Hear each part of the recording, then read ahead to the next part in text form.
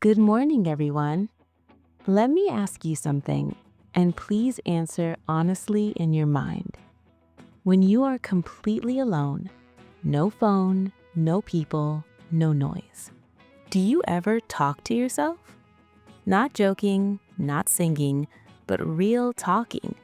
Like you explain things to yourself, like you replay conversations, like you motivate yourself, or even argue with yourself. If yes, then stay with us because this episode might change how you see yourself forever. And if you think, wait, is that normal?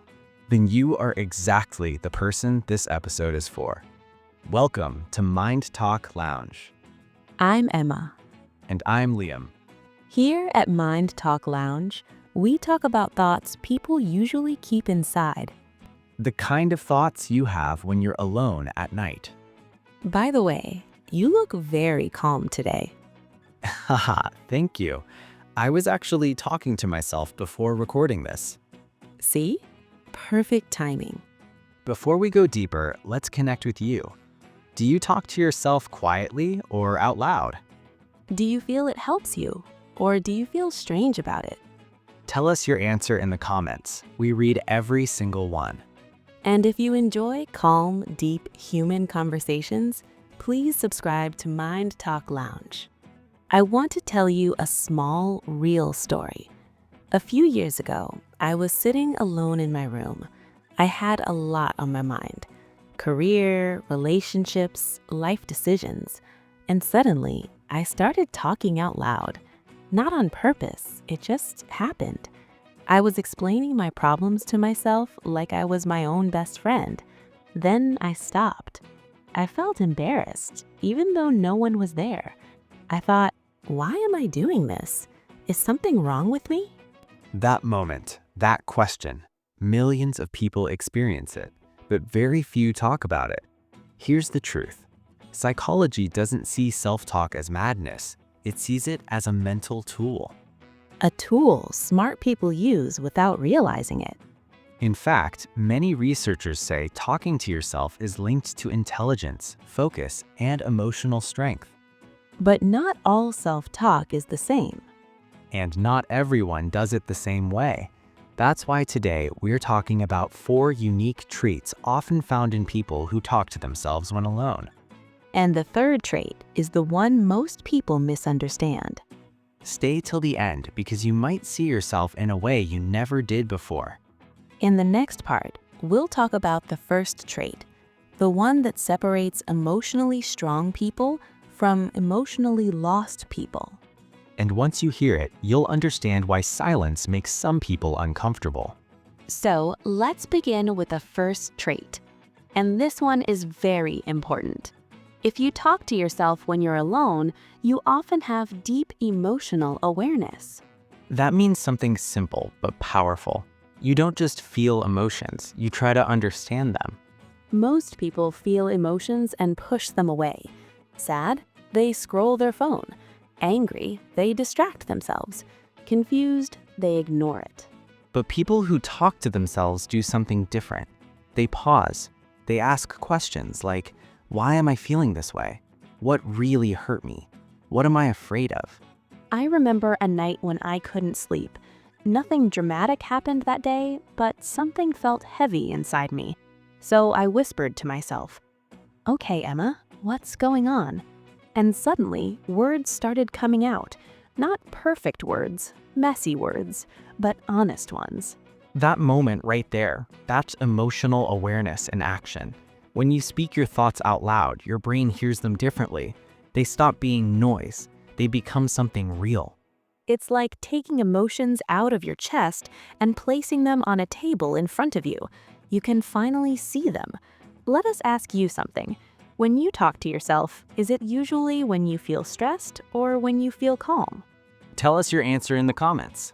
There's no right or wrong answer here. Psychologists say people with emotional awareness handle life better long term, not because life is easier for them, but because they understand themselves. They don't run from feelings. They sit with them. They listen. If you talk to yourself like this, you're probably the kind of person who feels deeply, thinks deeply and sometimes feels tired because of it. That doesn't make you weak, it makes you aware. But emotional awareness is just the beginning, because once you understand your emotions, You start organizing your thoughts, and that leads us to the second trait. In the next part, we'll talk about why people who talk to themselves are often better problem solvers. and why your brain might be training itself without you even knowing. Let me ask you something. Have you ever been stuck on a problem and started talking to yourself without even noticing?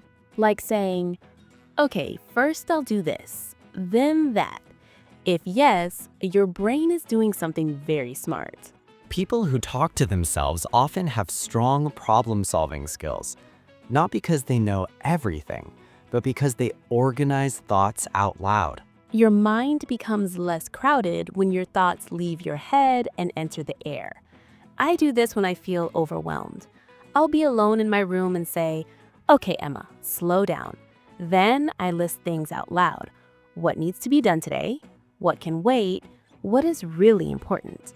And suddenly, chaos becomes a plan. When thoughts stay silent, they overlap. They interrupt each other. They feel heavier. But when you speak them, your brain hears them one by one. It's like cleaning a messy desk. Psychologists call this cognitive organization. Big word, simple meaning. You're turning confusion into structure. And people who do this regularly tend to solve problems faster. Do you talk to yourself more when you're stressed or when you're planning something important? Write your answer in the comments. We read them. Think about this. Athletes talk to themselves, students talk to themselves, entrepreneurs talk to themselves. Even surgeons and pilots do it. Quietly, carefully. It helps focus. If you talk to yourself, you might be the kind of person who thinks before acting, plans ahead, feels uncomfortable with chaos. And that's not weakness. That's mental discipline. But there's another reason people talk to themselves. It's not about thinking, it's about confidence. In the next part, we'll talk about why talking to yourself can actually make you calmer in difficult moments. And how it helps with anxiety. Let's talk about something many people struggle with: anxiety, fear, self-doubt. And here's the surprising part. People who talk to themselves often handle these emotions better. When you talk to yourself, you create distance between you and the problem. Instead of saying, I'm scared, you say, okay, you're scared. Let's breathe. That small change matters.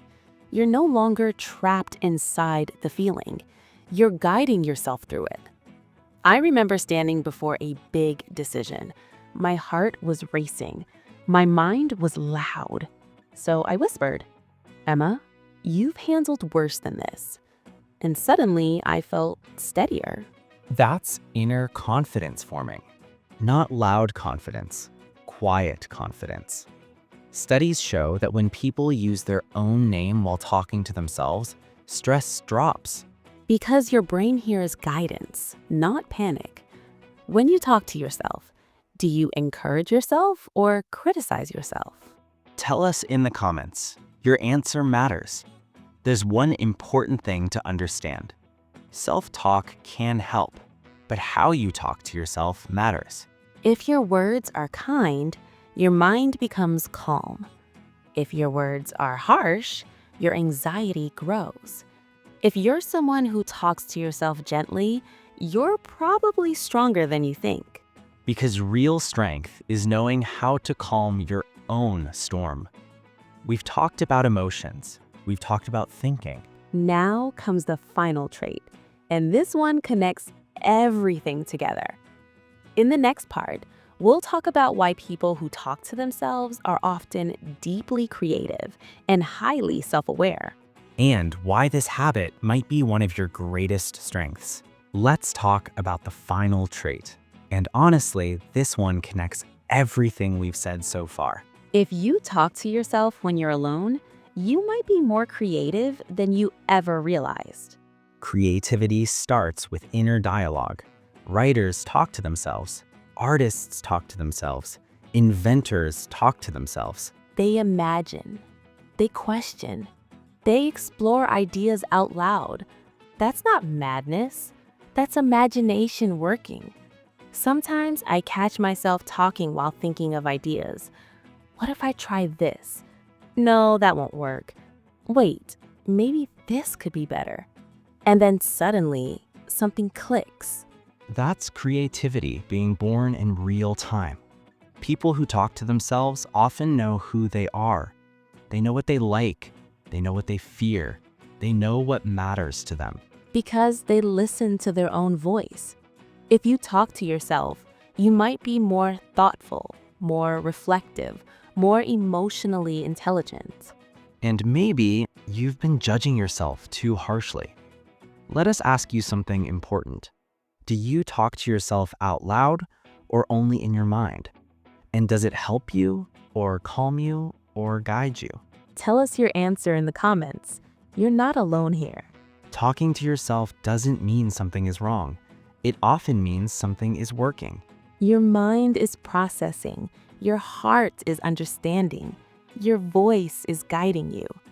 If this conversation made you feel understood, Or helped you see yourself differently, please subscribe to Mind Talk Lounge. we talk about the mind, emotions, and real human thoughts here. Be kind to your inner voice. It's been with you through everything. Thank you for listening. We'll see you in the next episode. Take care. And goodbye.